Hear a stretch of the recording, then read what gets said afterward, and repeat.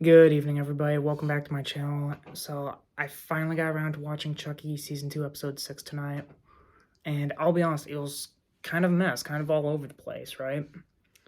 Um, I mean, like, just, it felt like not a lot of stuff happened for about 3/4 of the episode. And then, like, during the final 5, 6, 7 minutes, that's when, like, a lot of stuff happened in such a short amount of time. And like a lot of stuff was sort of revealed, but like I guess it's better to get right into it. So like it opens up with another flashback to the ending of season 1 where Andy drives the truck over the cliff, and we see like what exactly happened to Andy. So instead of jumping out like everyone hoped, he stayed in the truck, went down with the ship, and just before the truck explodes, the bald Chucky, who was revealed to be the Colonel last week, he he has two other Chucky dolls. Sorry, he has two other Chucky dolls drag him away, right? So, and like the episode shows that there are four Chucky dolls that are outside of the truck. One of them is the bald one, the Colonel. Two of them are dragging Andy away, and one of them is just standing there, right? So I'm gonna have to assume that the bald one is obviously the Colonel. The two Chuckies that are dragging Andy away are the assassin and the scout one, or as they're better known now, like the good Chucky and the buff Chucky. And then the fourth one that was just standing there, I think, was the kamikaze doll that killed himself in the season 2 premiere. So they drag Andy away. The truck explodes, incinerating almost all of the rest of the Chucky dolls, right? A few of them probably can't make it out without a scratch. But cuts back to Lexi and Devin witnessing the Colonel torturing Andy, and like not even torturing him, like he's full on like eating like some of his flesh. Like it's really gnarly. Like it actually did make Chucky like a lot creepier than what he's been in basically in the whole show so far. Dr. Mexer is talking with him about how Chucky Prime is still in Nika's body, so I guess piecing that together, I guess that means that the Chucky head that Andy had, the one after like he shot in the face in the post-credit curse, that one, that one had already had his soul split, and like the main Chucky put most of his soul into the doll that ended up possessing Nika during Cult. If it sounds convoluted, it kind of is, but that's a little bit interesting.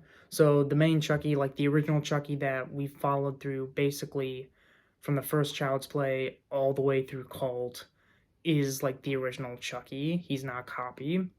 So instead, like the main villain of season 2, the Colonel, is instead like a different Chucky, which does make a little bit of sense since we saw him on the truck. But so Mexer and Chucky are talking, and the Colonel forces Mexer to take him to back to the school so that he can just finish off the kids. And by now, like the main plot, at least for the Colonel Chucky, is it's basically what I thought it was gonna be. It's a revenge plot. Like he just wants to kill off the kids and Andy eventually, and that's it. So okay, so eventually the Colonel and Mexer kind of leave. Lexi and Devin, they free Andy. They bring him back to the school. And they use Father Bryce's teachings against him with the help of one of the nuns, by reciting passages from the Bible about bringing strangers in, which was really interesting because, like, as preachy as the show has gotten a bit, like, I mean, I'll admit, like, there are a lot of people, like, like today who claim to be religious, but they only use religion for their own benefit, right? Speaking of Dr. Mexer, it's funny. I was actually rewatching Curse of Chucky right before I saw that episode tonight, and I could have sworn I heard someone name drop Dr. Mexer in Curse. Like I thought it was Nika's sister Barb who said it, but when I replayed it, they instead said Dr. Mazer. So never mind. Anyway, so Lexi and Devin bring Andy to the school. They get him all like cared for and cleaned up since it was revealed that like he had like completely like missing parts of his arms and legs. So again, pretty gnarly to see. And also, both Devin and Andy confirmed that Colonel Chucky and Good Chucky are like the final two Chucky dolls. Because the Colonel ended up killing all of the other ones. Like that's why we're seeing like all those doll parts in the forest, and we see even more like gnarly doll parts like in the house that the Colonel and Mexer were in. Like you see a Chucky doll head with his eyes gouged out, another with his jaw ripped off. Like it looks something like straight out of Texas Chainsaw Massacre, to be honest. And honestly, it kind of looks pretty cool. I kind of wish that they do more stuff like that on the show, but you know. But anyway, but then on the other hand, like it also kind of sucks that means that the Colonel and Good Chucky and Buff Chucky, I guess, are like the final dolls that got off of that truck. Like I get it that the budget probably wouldn't have allowed them to do like all of those dolls, at least for like a season long, but I don't know. I still feel like it's just wasted potential. Like imagine if so like another plot point is that Father Bryce initiates like a complete lockdown of the school because Lexi and Devin left. And like, you know, you throw in the Colonel Chucky into the mix, like that could have had so much potential of literally just like the Colonel or like all the Chucky dolls basically laying siege to the school, like just going around killing people in their dorms, or like I mean, the kids are talking about how like the Colonel is basically going to war, like doing battle with them, like. How cool would that have been, like, like, if, like, all the dolls survived and all the survivors had to band together to basically, like, fight against an army of Chucky? That would have been so awesome. And who knows, maybe we'll get to see it happen, like, in maybe one final kind of movie where Chucky ends up splitting his soul, like, again, and it takes all of the survivors from all the movies to team up, like, and basically have their own, like, Avengers Endgame, where they just have one last battle with all the Chuckies. Like, I don't know, I just think that would be so cool. But, anyway, so, we do cut back to Nika, Glenda, and Kyle for a bit, just so that Kyle can talk a bit with the Chucky that's in Nika's body, where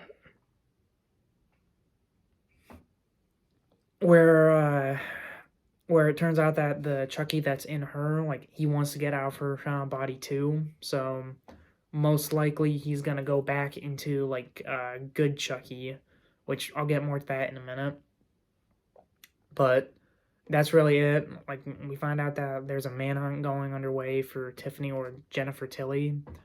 And also, like, her kids, Glenn and Glenda, are wanted for questioning as well because of the murders that took place back in episodes 4 and 5. So, that happened. But back at the school,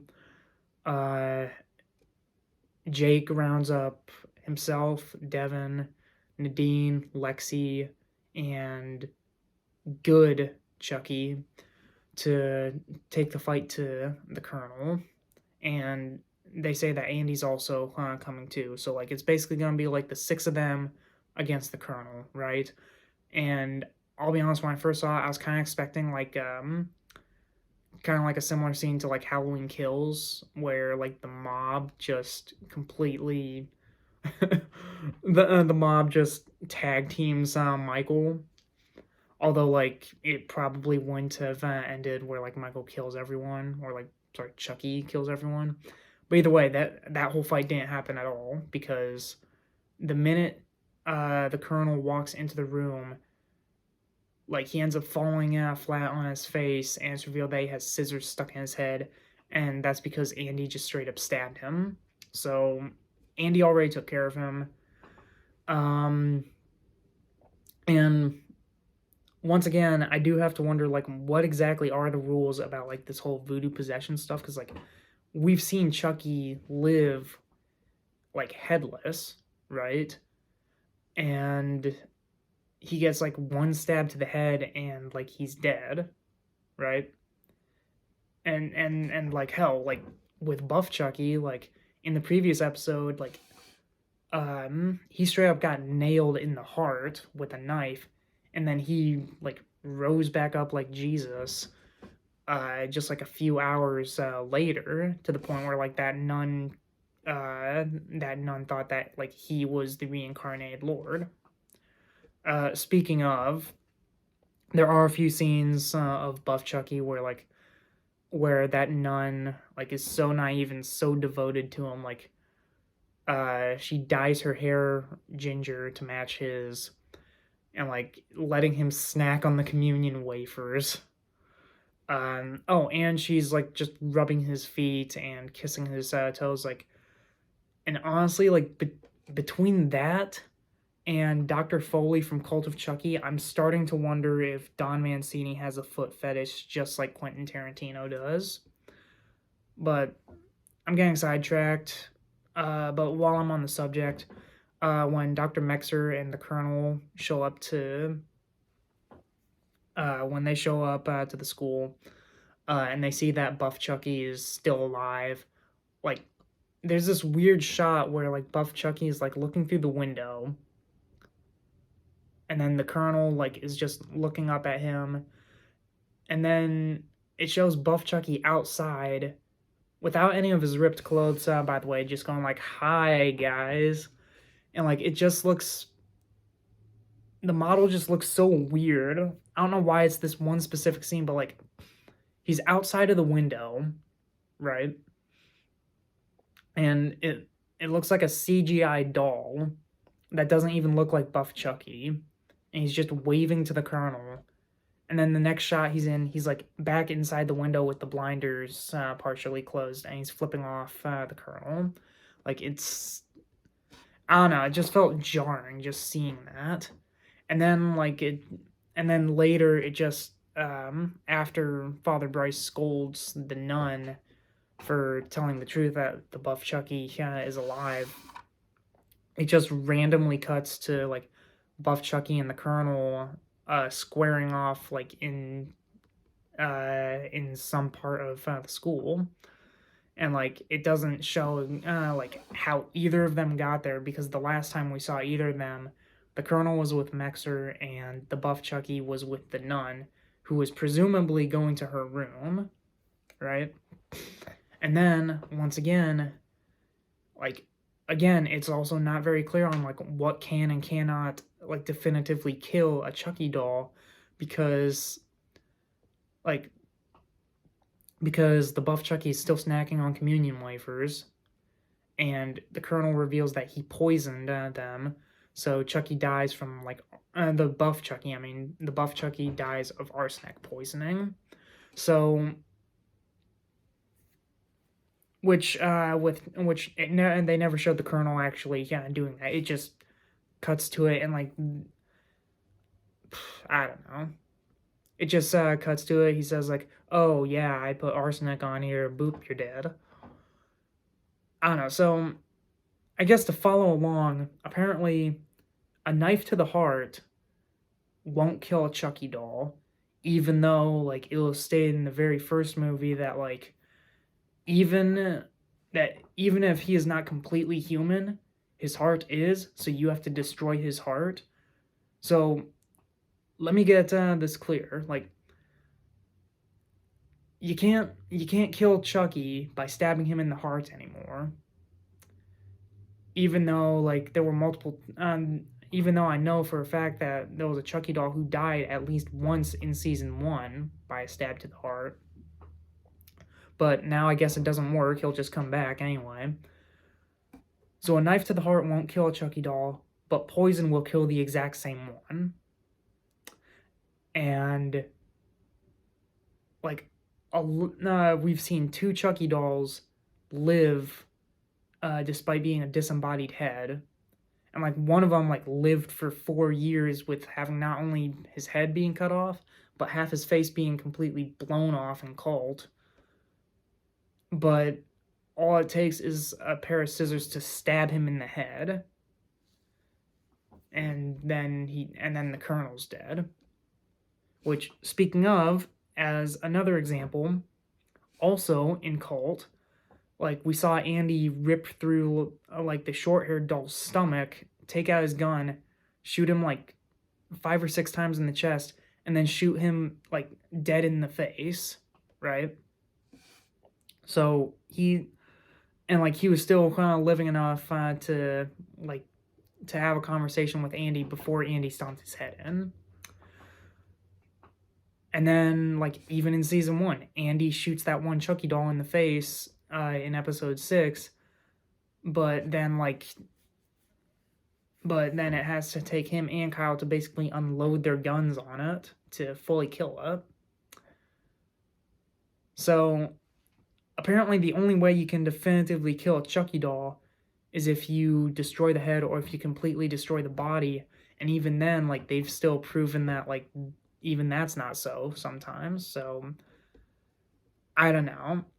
Maybe this is just a nitpick, but, like, I don't know. I feel like there should be some consistency with the rules, especially considering that, like, that all the movies and the TV show has mostly been written by, like, just a single person. But maybe that's just me. Anyway, so the Colonel kills Buff Chucky. Andy kills the Colonel. Mexer takes away the good Chucky, and that's when she reveals that, like, that she was Chucky's psychiatrist, right? That's why she's working with him the whole time. So my original theory that, like, that she was Chucky's, like, aunt or long-lost sister or something like that didn't happen. But she was Chucky's psychiatrist back when he was at the Catholic school, right? And she decided to remove, like, the tiny scrap of good that was in him just to turn him completely evil. And honestly, that just, I don't know, it just feels weird that, like, it just feels weird now that, like, the reason why Chucky is completely evil is because of someone else, right? Where, like, he just wasn't just born evil. He was, like, turned evil by, like, somebody else. And I really hope I'm wrong on that. Like, I really hope that, like, in either the next episode or the next 2 episodes, like, Chucky just has enough of Mexer, so he just kills her as a way of, like, going, like, Frankenstein, like, create a monster and the monster turned on its master. That kind of thing, you know? Like, I really hope that thing happens. I'm not sure if it will, but I don't know. But anyway, so Mexer reveals that she was the one who corrupted Chucky the whole time. Okay, sure. But then that also raises other questions, like if she was trying to do the same thing to Caroline back during the very first episode. Because, like, you know, she gave Caroline, like, the original Bride of Chucky doll before before like Tiffany gave it a makeover, right? So that happened. Good Chucky reveals himself to Father Bryce that like he's alive before he runs off. And the last we see of the characters is that Andy tries to stop Mexer, but she knocks him out, which kind of makes sense considering that like Andy had been tortured for over a year. Like, I mean, in the episode, like he has like a really long beard and like a really long mane of hair. Like it's like if he did like No Shave November for like years, right? Like he looks old and scraggly. But anyway, so Mexer knocks Andy out. Then Mexer like shoots one of the nuns and then holds Father Bryce at gunpoint. Nadine follows Chucky up to like this very high tower, and Chucky pushes her off of the ledge where she falls to her death. And like, you know, he's obviously enjoying it. But then like when and like he reveals himself to Lexi, but when Jake and Devin show up, he feigns innocence, like going like, "Oh no, what have I done?" And for a minute, I thought that was like split personality, but then like I realized that like he was finishing like his own sentences, so like he was obviously faking it, which makes it even worse because like just minutes earlier in the episode, like sorry, one thing I didn't mention about the previous episode was that like Lexi was kicking her addiction to drugs, like she was flushing them down the drain after a pep talk from Nadine.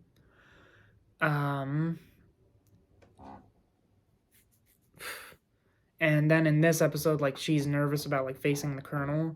So good Chucky, like under the guise of like being helpful, he tells her that like he can tell that she looks nervous. So he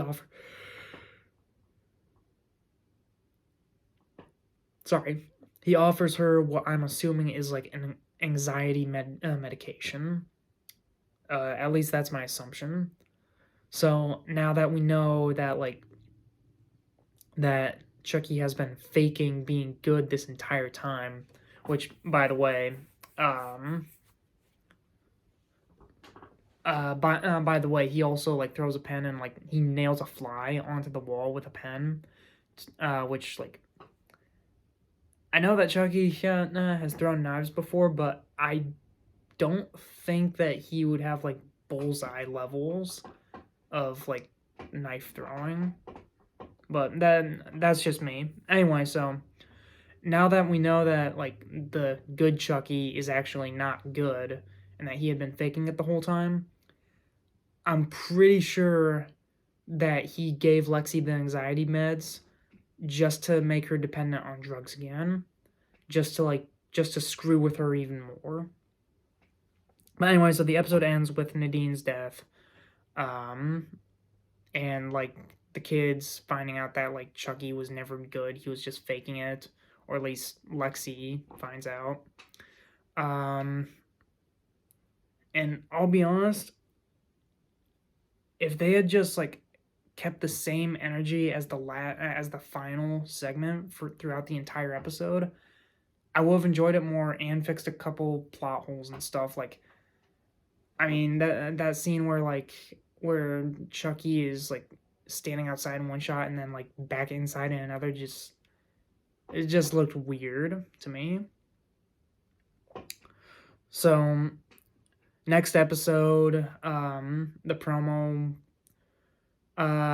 showed, I believe, Father Bryce, one of the nuns, Mexer, Andy, Nika, Kyle, Glenda, Jake, Devin, and I think Lexi are all trying to exorcise the Scout Chucky.